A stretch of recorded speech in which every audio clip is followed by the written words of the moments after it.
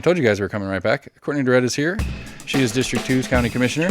We're going to talk about some of the stuff we talked about with Kyle. We're going to talk about some other stuff, and we're going to have a good time. So we're almost in agreement at gmail.com, Facebook, Twitter, YouTube, most podcast providers that you like. If we're not on one that you do like, shoot me an email and I'll figure out how to get on there. Give us a like and share and all that fun stuff on Facebook, Twitter, and all those accesses. Help us get the word out. We're trying to get this information out so you guys can have it, so you guys can make better informed decisions as voters and as well as community members, because there's a lot of important stuff going on here, and these are the people that get to make these decisions and help you in the process. So I'll do the short intro and get this thing out of the way, and we'll talk to Miss Courtney. Hi, Miss Courtney. Hi. How are you? Oh, I'm well. It's been a busy morning, and yes, I hear yours is going to be busier. It's just beginning. All right. So last time we talked, I want to start in less pressing conversation. We'll come back to the bigger one. Last time we talked, you're a substitute and you're still substituting currently. Mm-hmm. So how's that been like operating the substitute system right now? Because I know one of the issues that the system is having is not having enough substitutes available, and there's a lot of teachers coming and going. I guess my first question is going to be, like, data-wise, have there been more teachers out this year in the same kind of window, to your knowledge?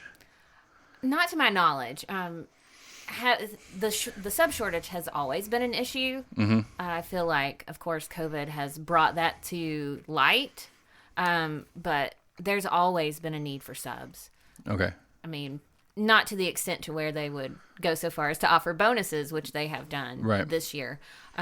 But that's also because some regular subs have said that they were not going to return just because of the fear of contracting COVID or having to quarantine or that sort of thing. And you know, therein lies an issue.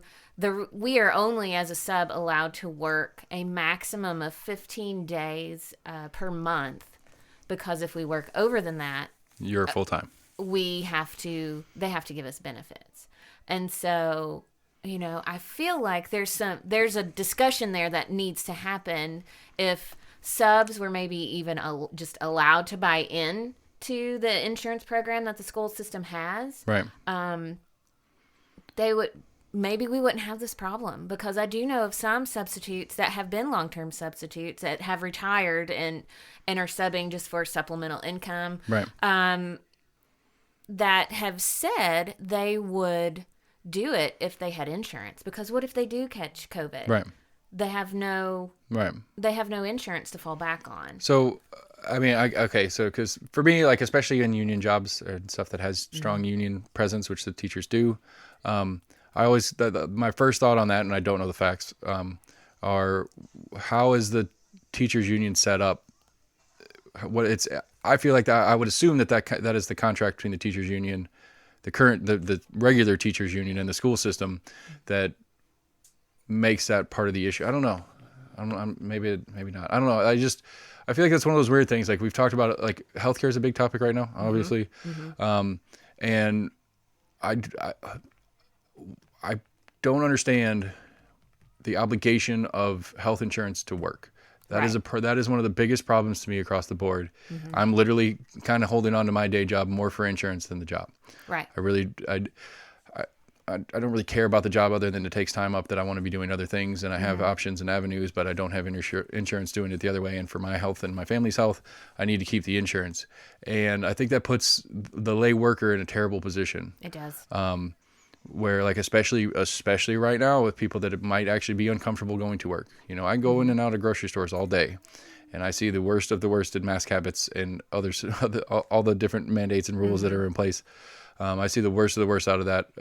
Other regular people in the grocery store, as well as some of the staffs at some of the grocery stores. And it's like, I don't think I could play the card with my boss and say, I don't want to go. I don't feel safe out there. Partially because I don't feel unsafe. But the other side of it being, even if I actually did, I don't think I have a job. And then I lose my insurance. And it puts me as the employee in a terrible spot, because I'm having to make personal decisions about my health and safety based on my employer's whims, for lack of a better word, because my insurance is attached to them. I don't know what the fix in that is, but I think that's one of the issues, because whether it's universal or whether there's state options or something like that, the idea that affordable insurance can only really exist currently through an employer is a problem. It is. Yes. I don't know why, as an insurance company, they're not trying to figure out ways to do it on the side, outside of it. I mean, I understand it's grouping. It's getting, the more people you have together, the cheaper you can make stuff and stuff like that. But why can't a Cigna put just a public plan out where they have 100,000 individuals that are buying it, and now you have that volume, and you can do your volume discount, you can play all that game, and they have no obligation to an employer. There's no issue if the employer gets kicked out of the conversation. Cigna still has what they need volume wise and income wise to cover all their different bases. So I don't know, that's kind of off topic, but going back to the original of the substitute conversation. So substitute teachers have always been an issue.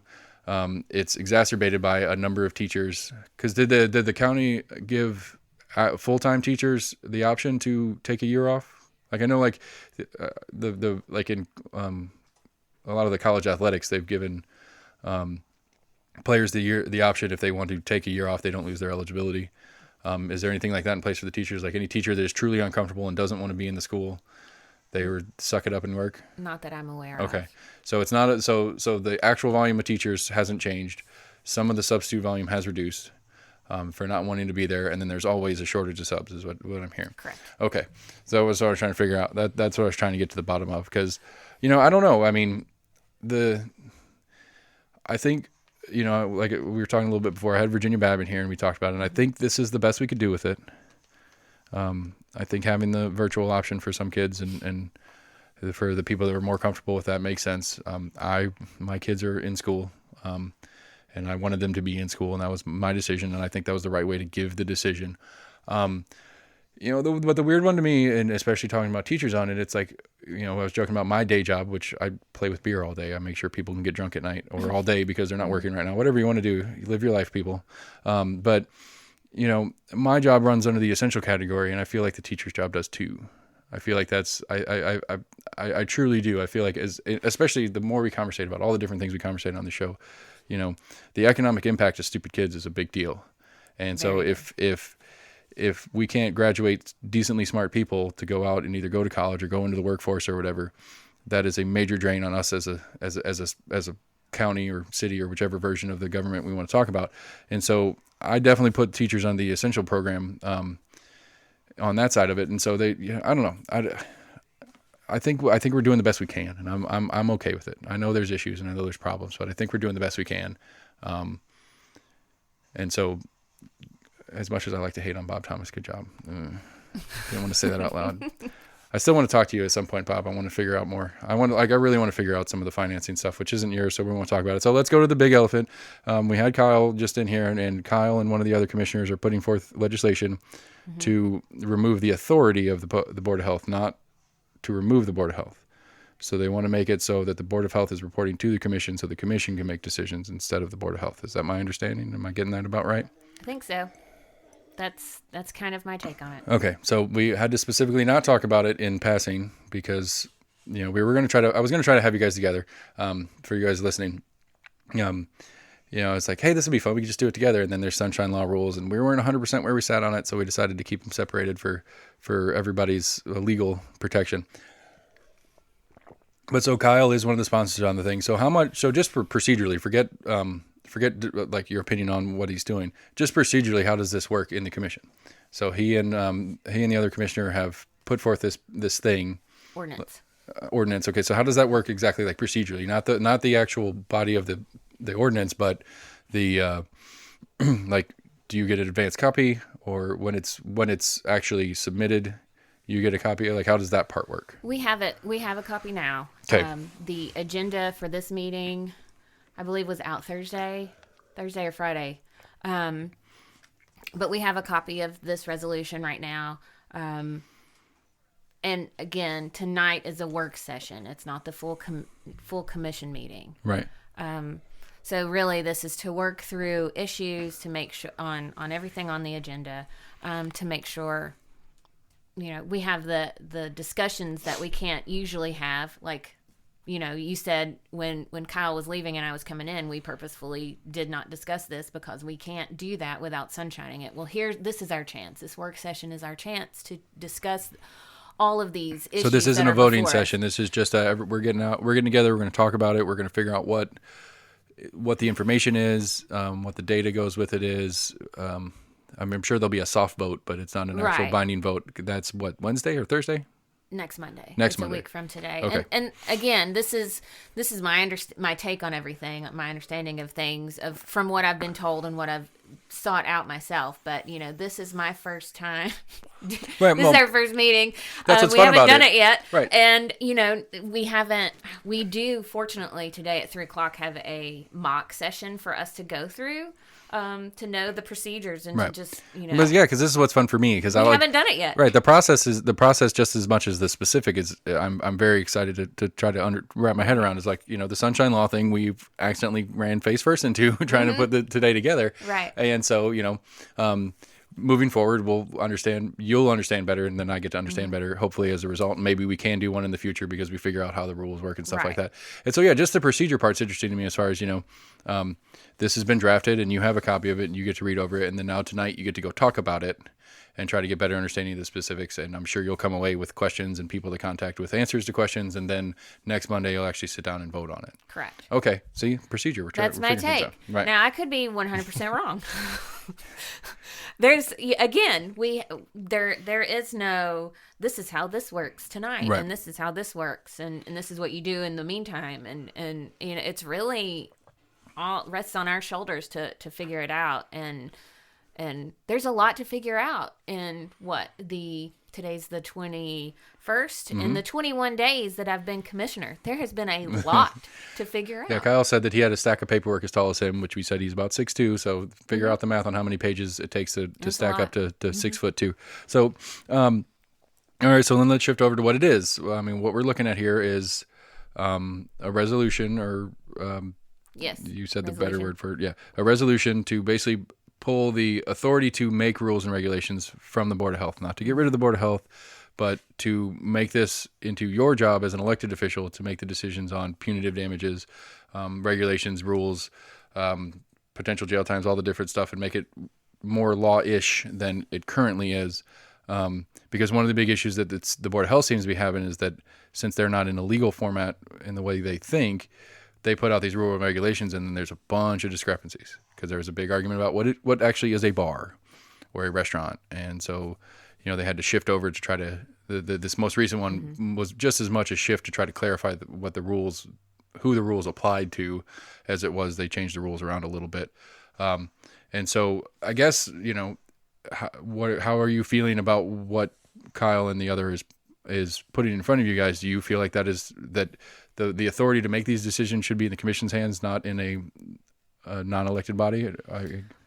So I've looked at, the creation, the power for the commission to create a county health board comes from the state. Mm-hmm. That is a state law. It's Tennessee Code 68 and I'm going to get the numbers wrong, but it's 68. Google it, people. You'll figure it out. 601. Right. It gives it to the commission to create said Board of Health. And we decided to do that in 1996. I looked it up. 1996 is in the charter, Knox County Charter, is when we decided to create or establish a Board of Health. Right. And from everything I've read in the code, in our charter, which the charter just basically says we will have a Board of Health, right, and doesn't go into detail on what their duties are, because that goes back to the state law. And it does say that they create policy regarding public health and safety. Right. And so here's my question with the resolution. Is that even in our power as a commission? Yes, it's our power to create or establish a Board of Health, and it is our power to dissolve a Board of Health. But is it our power to regulate what the Board of Health does? That's a good question. I guess the to answer your question with a question is, how does, like, I get it. I get the premise. I get the idea, especially when you're talking about governmental bodies moving. They move slowly, and it's on purpose, and it's a good thing. And that you put a thing like the Board of Health in place in times of emergency because we don't have the time to argue about it. And I guess for me, the main question is this life now? Are we still really under a state of emergency? or is this our lives moving forward? Right. And so, and that is a state level question. The state is the governor's office, and the state legislature gets to make the decision on whether or not we're in a state of emergency or not. But moving forward, realistically, long term, I'm kind of coming to the rationalization, at least, that I think this is life now at some level. I think, it'll get better, and we'll be able to go back to concerts and sporting events, and we'll be able to congregate again. But I think this is going to be an on and off. We're going to have times that we're going to be dealing with this. And so if that's the reality, then a body operating under state of emergency concept, in my opinion, needs to step aside, and it needs to go to the more standard legislative process. If this is something that needs to be done, and this is something that we need to live within, I feel like we've passed the state of emergency point, I guess is what I'm getting at. And so, again, and this being a procedures problem, in that you're right, the commission can build or dissolve the thing, but does the commission have the ability to adjust what it's doing? And since the commission doesn't have the ability to stay in a state of emergency or not, that's the state's option. It puts this weird little conundrum we kind of are sitting in place. And so, I don't know, that's another aspect that I didn't think about yet, and I'm going to have to put some thought into, because again, I feel like I think the threshold is passed. I think we're out of the emergency. I think we still need to be careful. I think things need to be in place, and we need to be cautious.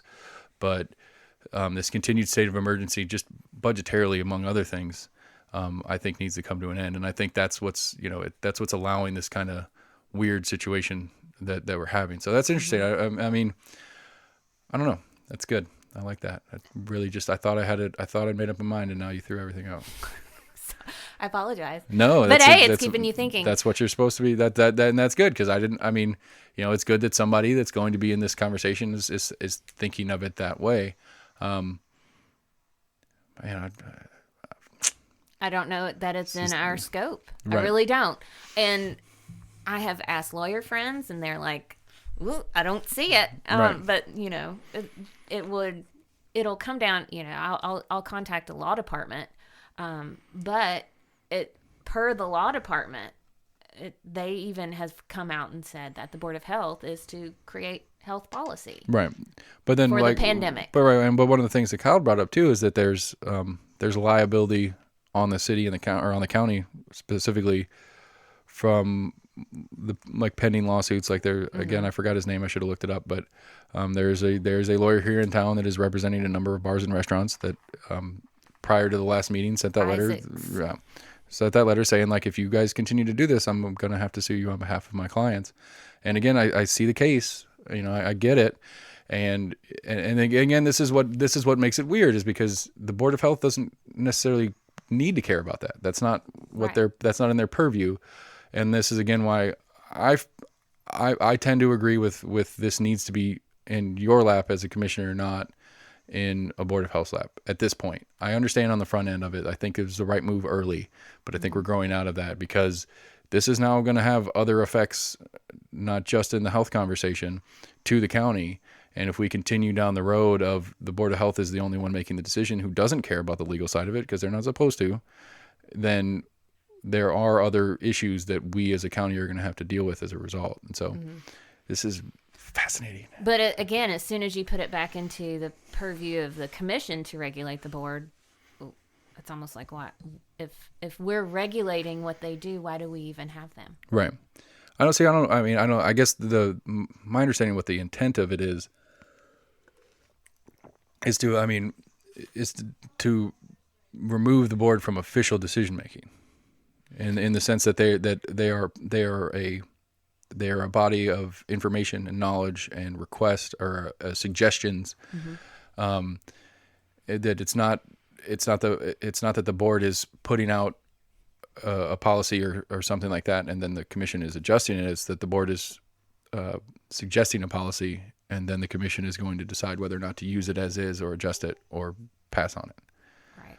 I guess that's kind of a long way of doing the same thing, but at least to me, it's going through your purview instead of through, I take the best way I've kind of put this together as far as to summarize it and simplify is it's an ends and a means conversation. Okay, for the sake of conversation, we're all on the same board of the ends. The ends are important. The ends are for the public health and safety. All right, I agree. But the means to get there and the precedent set by the means is the concern to me. Is that, and again, it's not to disparage the Board of Health or say they're stupid or anything like that. I wouldn't want to be them right now at all. I certainly don't have the mentality health-wise to understand the depths of what they're trying to consider when they're doing what they're doing. But at the end of the day, the means are important in who's doing it.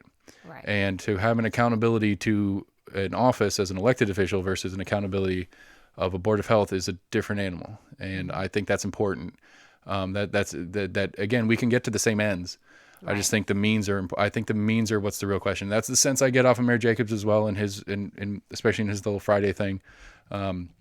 He does his Friday weekly wrap up or whatever like that. I mean, he was very clear about, because I'm assuming there are some people that are emailing and calling the Board of Health and being rude and mean and calling them bad names and stuff like that. And you shouldn't do that, period.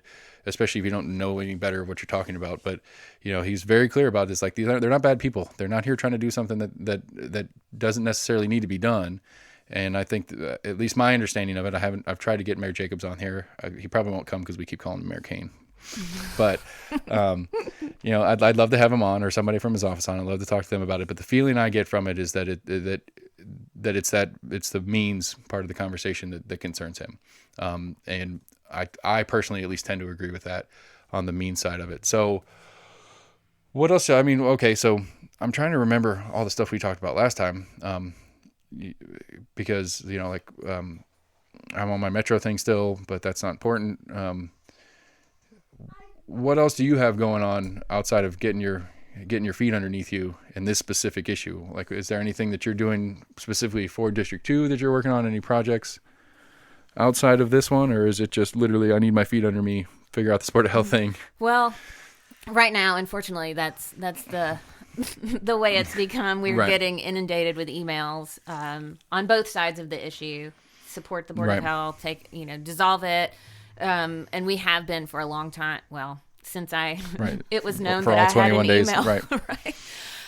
So no, that's really been my focus. Well, this, and there are several others that are pretty hot ticket items on the agenda.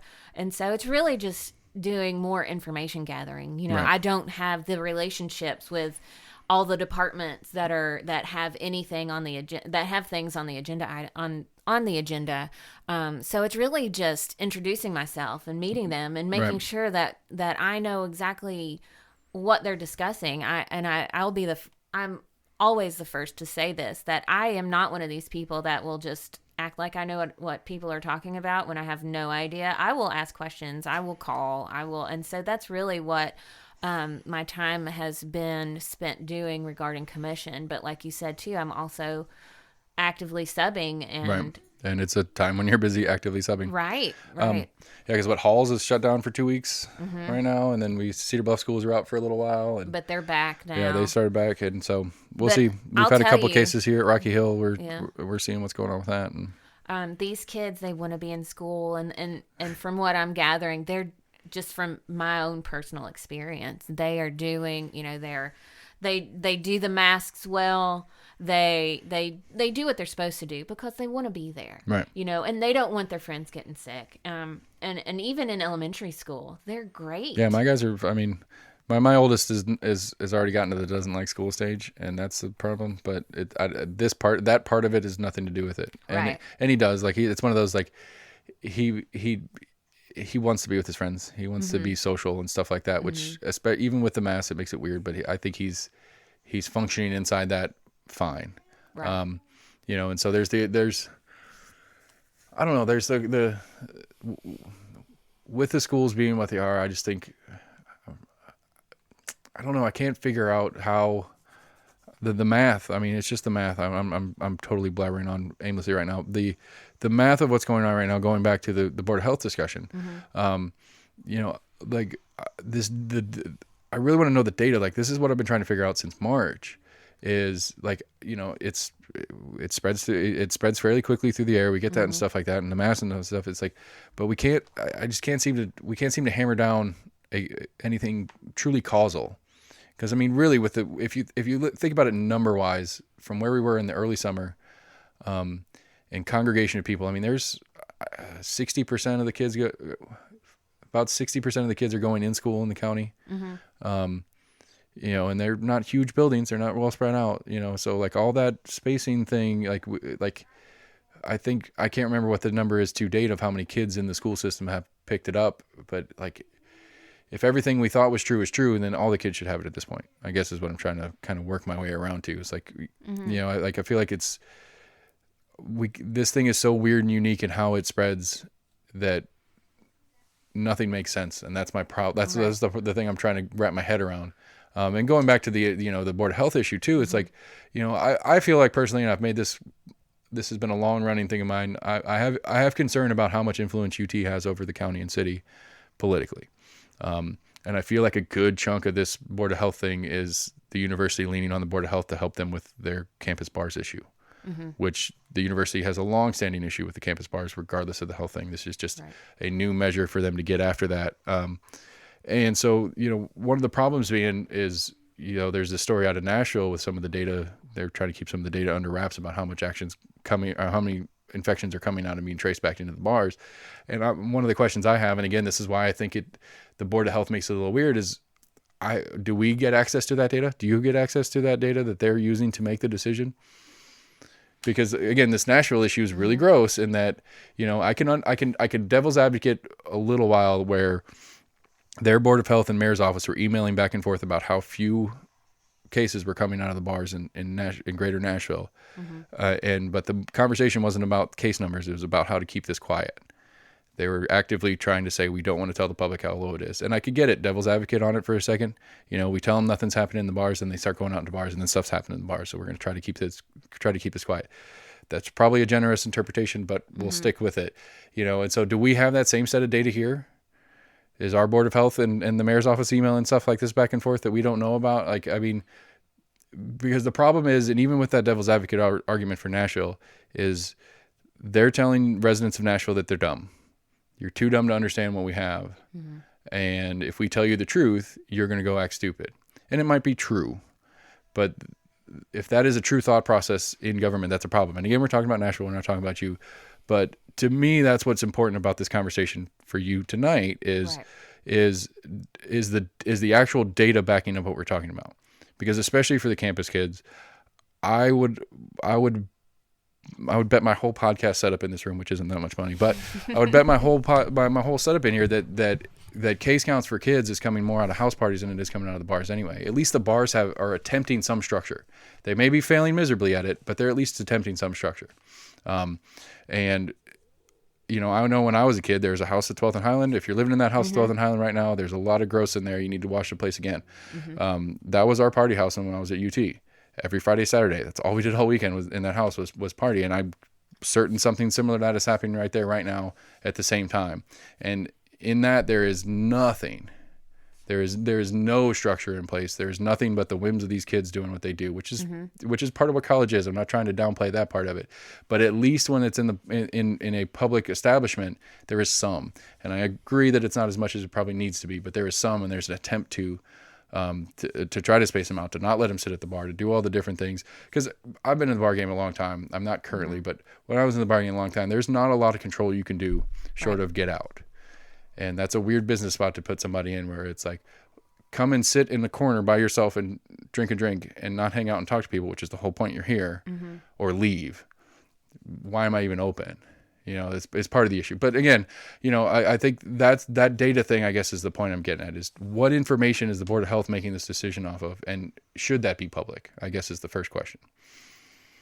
You know, I mean, transparency goes a long way with any group, with any government entity, with any body. Right. So, you know, my first inclination is to say yes, it should be public knowledge to an extent. Again, you know, you don't want to infringe on privacy laws and that sort of thing. It's just like the school system with not naming names. Of course, you couldn't do that. And following HIPAA regulations and all those things. And so, I mean, I think elected officials should at least have access to the data that they're using to make their decisions. Okay. But, you know, you said, is the mayor and the Board of Health emailing back and forth? Well, the mayor is part of the Board of Health. So right, but I'm just they saying, should know. Right, but He I was should just know. right. I was just throwing out that as a to try to compare it to Right. the national thing. But yeah, but yeah, again, that's what I'm saying. Like, is that I mean, and I guess I get the feeling that it's not there because especially with Mayor Jacobs' stance on everything right now, I feel like if that data was if there was data there specifically that goes against what the Board of Health is doing, because again, he's very obviously not a fan of what's going on, he would be putting that data out. And so then that comes up with another bigger question. It's like, well, what are we making this decision off if the data's not there? Because it doesn't seem. I mean, again, I might be wrong. There may be data there that's not that isn't open and available or whatever. What are we making this decision off of? Is this just reaction to this is what other places are doing? I don't know. And again, where's the accountability? Right. I mean, I can yell and I can call and be rude to a board of health member or something like that, but that doesn't do any good. Right. When this is all said and done, and we look back at it and say it was great or it was terrible, there's no accountability there. Because if it was great, it'd be like you get reelected. That's part of that's why you do good work when you're in elected office, because you want to get reelected, or even if you don't, it's a public service. But there's no what is on the line for the Board of Health if they're screwing up. That's true. And again, I think that's where I think this specific issue is important that we're talking about. Now, the legal part of it, I don't know. I don't understand. And I don't know if I want to understand. The more I'm thinking about it, it's like, I get it, but it's like the commission put him in place. Mm-hmm. The commission can get rid of him, then I think the commission should be able to amend it as well, logically. If the commission controls their existence, it should be able to amend their existence. But the commission put them together to make, health policy. I mean, again, it just kind of goes back to the question of, if we're going to control what they do, then why even have it? Right. I mean, of course you would use them as an advisory board or something like that, but why would you even have a Board of Health? Because, specifically the Board of Health was created to make policy regarding public safety and health. And if we're going to regulate their ability to create policy for public safety and health, then why have one? It just poses a bunch of questions on the legal side of it.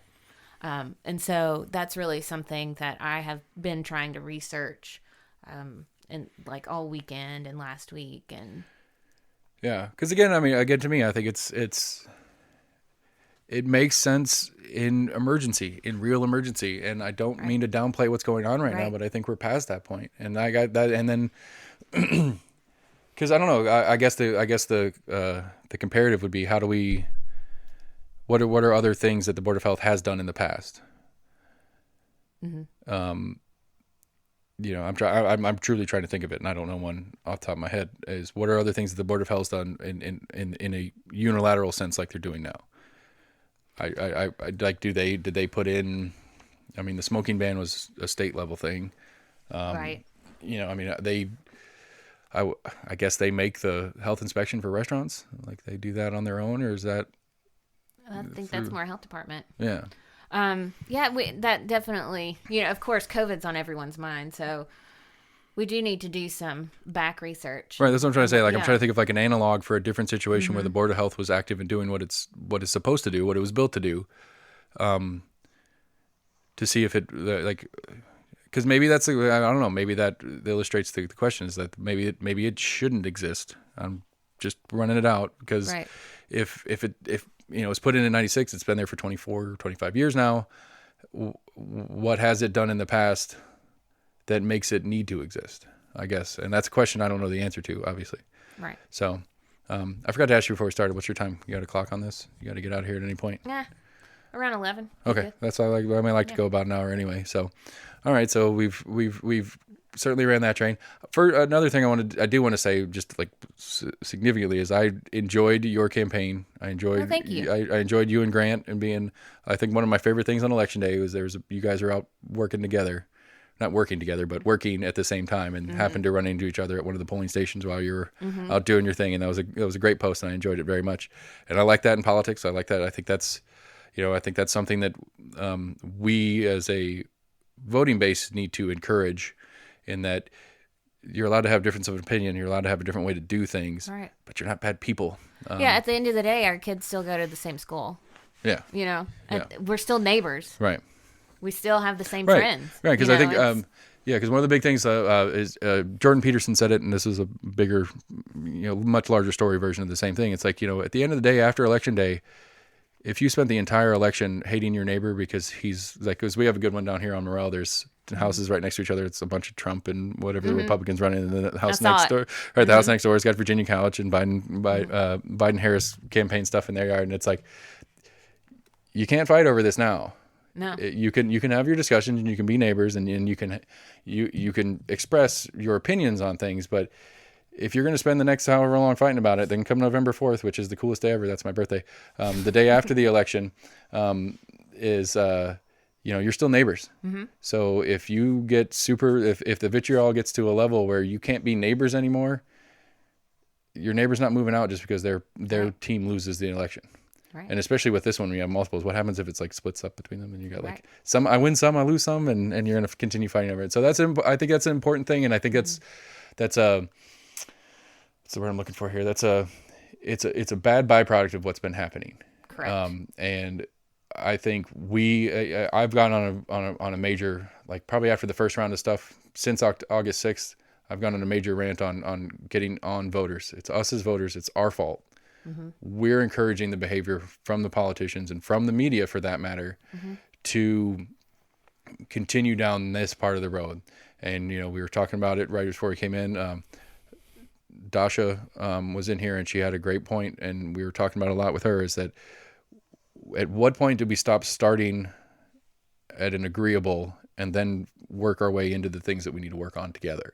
And instead of like right now, I feel like for the most part, and it doesn't seem to happen as much on the super local level, which is one of the reasons I like local politics better, but it's still there, is that we start with a disagreement and then just push until we're as far apart as we can possibly be, instead of starting with things that we both have and we both agree on and we both have something to cultivate around. And then, there's stuff out there that we got to figure out and we don't agree on how to get there, or we don't agree on wanting to get there. But I feel like we as a populace are all losing for our encouragement of the divide and conquer premise. Right. And so thank you for running a campaign that did not continue that narrative, and we as a populace need to get behind that premise. Well, I appreciate that, and it's like what you've said, what I said, and what a lot of people say, but or feel, but don't necessarily voice, is that at the end of the day, we all want the same thing. We all want health, and we all want safety, and we all want to be able to live our lives how we see fit.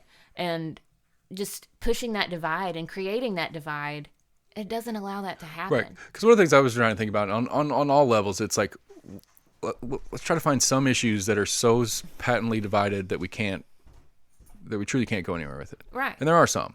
Mm-hmm. I mean, I think abortion is one. I think abortion is one that there's yay or nay camp, and it's a hardcore camp, and that's not going anywhere. And I don't think it's ever going anywhere. But for the most part, I think most major issues is it's more about how to get there than it is getting there. I think and again, we start with you're pro-choice, so I can't talk to you anymore. But we're talking about schools, or we're talking about this, and so that one doesn't have to do with here. That issue that we cannot and will not ever agree on, and the only thing we do agree on is that we won't agree on that one. Well, let's leave that one out for right now, and let's talk about the other ones that are going on. And while I was campaigning, I can't tell you how many single issue voters I met. It drives me nuts. I don't get that. Like I truly don't. And because even stuff that, like, I mean, I'm a Second Amendment person. I'm a gun owner, and kind of stuff like that. And it would be real hard for me to vote for somebody trying to take guns away. I don't think it's going to happen anyway, but it'd be real hard for me. But if that issue, can I blow your mind for a second? Maybe. Probably not. But go ahead. I'm a Democrat, and I'm a gun owner. I think you just lost. I might have. Right? They're gonna come take your capital D away, so you can't be a Democrat anymore. I mean, but it's not like that. That's the thing. We push that divide so far that it's not even like that. That's what I'm saying, though. It's like, I think, because it's easier to talk about because there's more media on it. You have, you have the Biden-Harris campaign that Biden said at some point that he wanted to put Buttigieg as his second, I can't remember what the title was, but basically his gun reform guy, and Buttigieg was one of the ones running on, I'm going to take your guns if I get elected president. And it's like, that's a big deal. If that's the rhetoric you're going to use, that's a big deal. Right. And it's a rhetorics issue as well, because he can't. I mean, it's not I'm going to take your guns. It's I'm going to put stuff in place to make it harder for you to get guns, and over time we'll pull some out of the population or whatever. But you still, if nothing else, you're making single issue voters by playing it that way. Right. But I get that'd be a fun thing to do some research on, is trying to do, like, what are the single issues that you heard, like, as Abortion. You're out there doing it, right? And am I going to take your? Really, I'll vote for you if you're not going to take my guns. See, and again, voters, you suck. Do better, because I don't think that Courtney or the county commission has the ability to do really much of anything about either one of those. Nope. I mean, I think let's see, like, realistically, I think county can mandate where you're allowed to carry, or allowed not to carry, I guess would be a better way to put it. Well, sort of. But I think that's state anyway. Right. And then even federal. So see, there's all those different layers. Right. Because this is one of the things to me that has become super apparent in this process. Not you particularly, but I've had a number of candidates in here that are speaking on things that are out of their position. And it's like, so you don't know the job you're asking for. And the sad part is, I don't know that you don't know that. Right. And that's a problem. And that's something that's become a major issue to me, because, like school board stuff, and it's like, and this is something I need clarification on, and I'm trying to understand more, but essentially, in my understanding of it, the Knox County schools are a whole separate body that has county commission, city council, even on state level, other than a little bit of funding. It's not even budgetary requirements. It's funding, has zero options to do anything about. Correct. So when a state house district, whatever, who's running around me, is out there talking about how much they're going to do for the schools, it's a lie. It's a lie, flat out. But you and I, citizens, see that and go, that's important. I want somebody that cares about the schools. And there is stuff there, and that's something that's what I'm saying. Is maybe it's not a lie. That was an overstatement. For state level, that wouldn't be a lie necessarily. Right, but this is something that I'm like, right. Me being a teacher, of course, I campaigned on. I would love to do things with education, but I know that we essentially in commission write the school system a blank check. Right. They give us their budget. We say, as long as it's within the threshold of what we expect to make over that time, and it's in the percentage where it's supposed to be. Yeah, and then they can change it the next day. Right. And they still have that money. Right. And I knew that, but now I can at least use I have a better platform than just being a teacher or just being a substitute teacher. And there's periphery there for sure. There's county grants for after school, preschool programs. There's stuff like that is inside the purview. But I don't think people in general understand that it's not there. That I can sit here and scream at you all day long about how much I don't like Bob Thomas and how much I don't like what the school system's doing. I don't like that they're teaching blah in history class. Like Max, one of my co-hosts, was talking about, he went on his Zoom meeting with one of his teachers, and that they were spending 3 weeks total on World War I, World War II, and Vietnam in their history class or something like that. You might know better because you're there. I don't remember specifically, but high school or middle or high school. Well, it was probably high school. It should have been. Yeah, it's his second, and I think she's a sophomore. I think. Okay. I could be wrong, but that might have been, actually, that was probably world history. But point of bringing it up is being, it's like, I can't yell at you about. I mean, I can, but it doesn't do anything. I can't be like, hey, you need to spend more time. This is more important information than that. You can't just do the curriculum doesn't make sense. That's not your job. Correct. And even the budgeting for the materials to teach that stuff, it's not your job. And so that's one of the things to me. I'm sure it exists. I'm sure somebody out there has done it, and it needs to be updated and put back out there. It's like, this job, county commission seat, this job, house rep, whatever, this is in the purview. Because I think we as voters get sucked in by some of the rhetoric that doesn't even apply. And I think that's a huge, huge problem, because one of the examples I like to just humorously throw out is Gina Oster, love her to death. She's the reason that we're doing this, and I appreciate her so much. But her campaign was very Trumpy. And I don't know if that was intentional or not, but as far as like her visual, at least, like all her stuff was red with white writing. It was very MAGA hat-ish. And she very vocally is an uber conservative, and that's her stance on stuff, and that's fine. But had she, which she didn't, to be clear, had she run on a build the wall platform, people that are on the Trump build the wall train that are down with that are going to look at her as a better option, when the reality is she can't do that. Right. That's not the job. And I think that's something that I'm going to work on, and I think we as the public need to do better about understanding what the actual job is. Because everybody talks about education when I come in here and talk to them. What's going on with the schools? What are you going to do with the schools? And it's like, other than Virginia Babb, who's the only one on the school board that I've had in here, not much. Right. Again, there is, and one of the things that I'm, especially on the school stuff, is this budgeting conversation is, I want to try to figure out where the money comes from. Because we talk about there's a specific number that is by law what we collect in the county that goes into the school system. But how much of the total school budget is that? How much of it is state level, and how much of it is federally funded? Because I think it changes the way you do your job by who your boss is. Right. And again, I'm talking to you about schools as I'm illustrating about how much you don't have to do with schools other than as a substitute.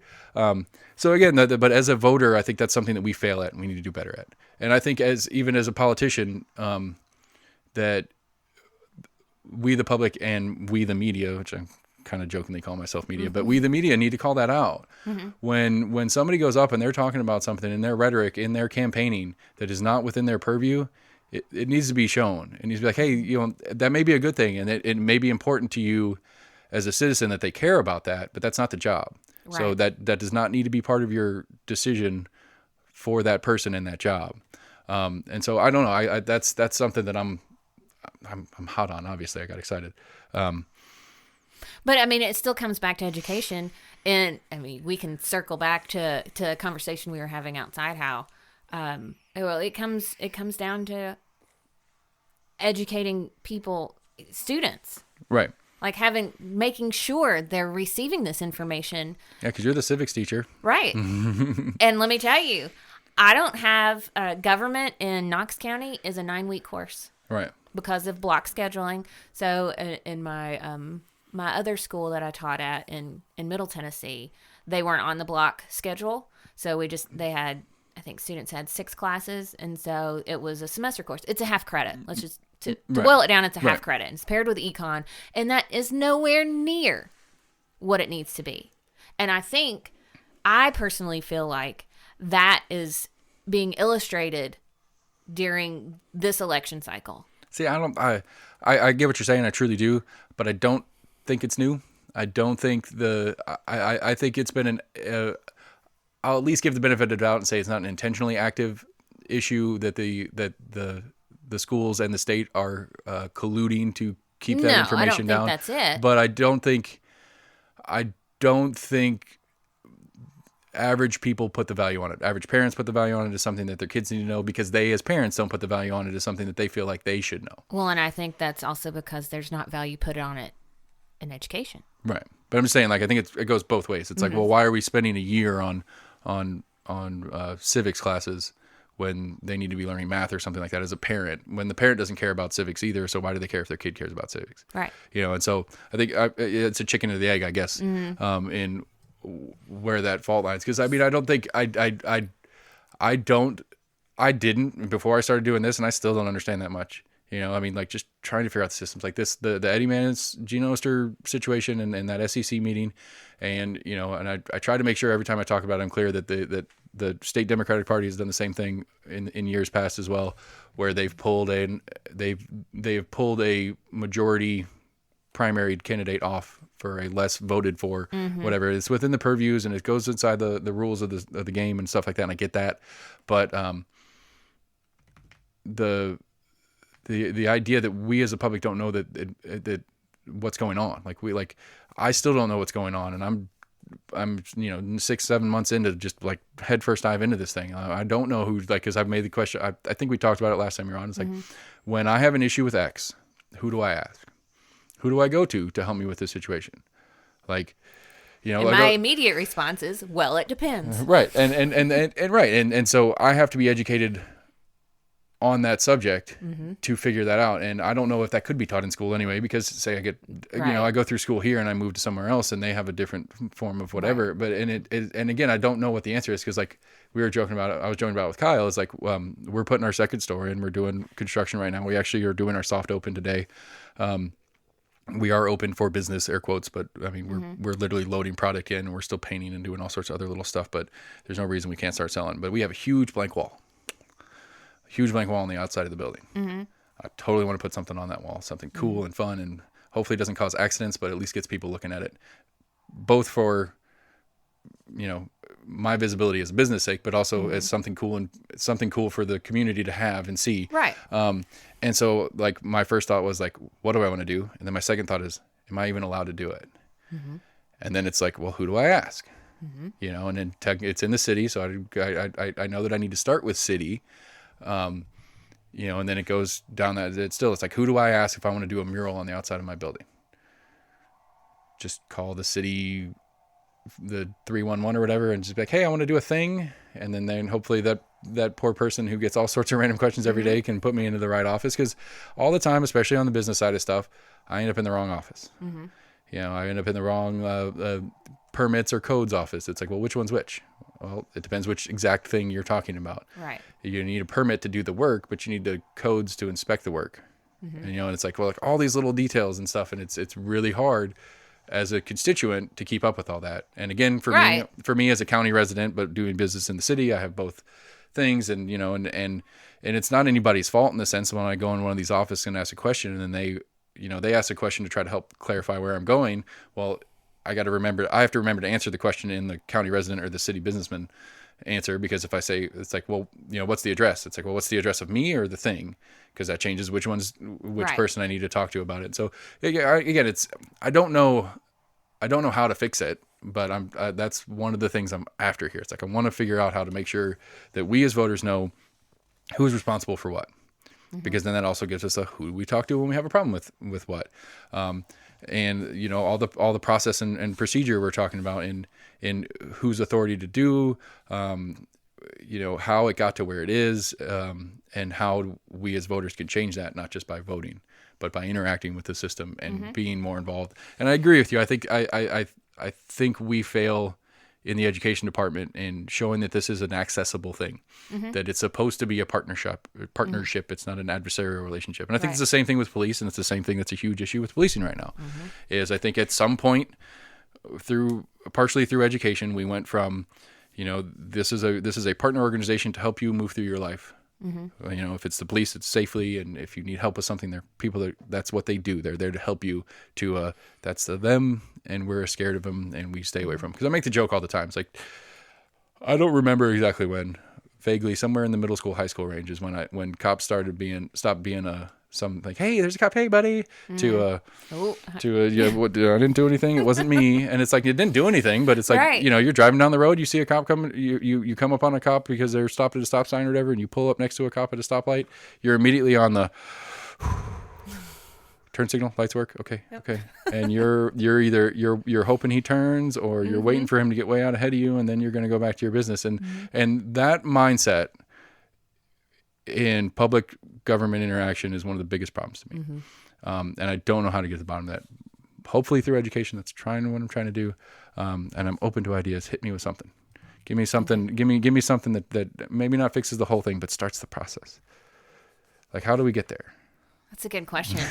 Because, and you're right about when that view of police changes. Elementary school, they're, kids are so gung-ho about it, but then I don't know when it exactly happens or why, for what reason. Right. But you're right that our viewpoint changes, and to the hold your hand up over your eyes, like, don't look at me. Right. But don't not look at me, because if I'm too inconspicuous, then I'm conspicuous, and and then I got to freak out that way. It's like, because I remember, I don't remember where I was, but I remember talking to a cop one time. It was just in passing, just hanging out somewhere or something like that. Maybe it was a regular of mine at the bar when I was working in the bar, who was a cop. He's like, if I pull up next to you at a stop sign or stoplight or whatever, and you don't look over at me, I'm watching you. And it's like, what? He's like, yeah, I mean, normal people, you see somebody next to you, you at least glance over at them or whatever. Right. And if, obviously you knew I was a cop, I'm in a cop car or whatever. And if you were hardcore, like staring straight ahead, making sure you don't even look at me, I'm curious as a cop. Right. If that happens, it's like, well, shit, what do we do? Right. Can't look at you, can't look at you. I don't know what to do. But yeah, again, but the point being is like that relationship, I don't know if it's always been that way. I can't, I'm not, I could ask my dad, I guess, at some point if I think about it. But, how do we repair that relationship? And again, the police one's not as important to me. I think it is, especially now with everything that's going on nationally for sure. But the government in general relationship, I think, is one of the biggest ones we need to fix. We need to figure out how to fix it. We need to figure out how to get more involvement from the public so that the public at least feels like they're actually working for them. Right. Because I think, especially federally, but locally to some level too, is like, it's so abstract as a citizen that I have to go through layers and layers of thinking and research and stuff to figure out how this actually applies to me. And again, don't know how to fix it. I mean, transparency is a big one. You've already mentioned that, but I'm wide open to ideas. Anytime you want to throw something out on that. Oh, well, just more community visibility, and well, like getting out. A lot of times. Oh, as an individual getting out and being available.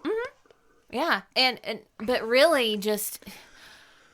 I don't know. You were talking about, I don't know who to contact for this or for that, or, maybe we set up on both city and county websites a flow chart. Here comes teacher. There you go. A flow chart of if I need to do this, or a frequently asked question. If I need this, right, where do I go? Right. Aside from, of course, calling 311, you can still do that. But if for those who want to get more into the departments and that sort of thing, just have that kind of set up. If you're looking for, I mean, and I know we couldn't put every single thing that somebody would ever be looking for, right?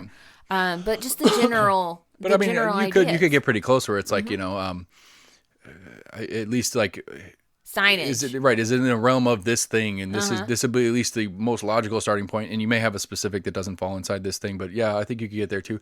I think one thing that I'd like to see is.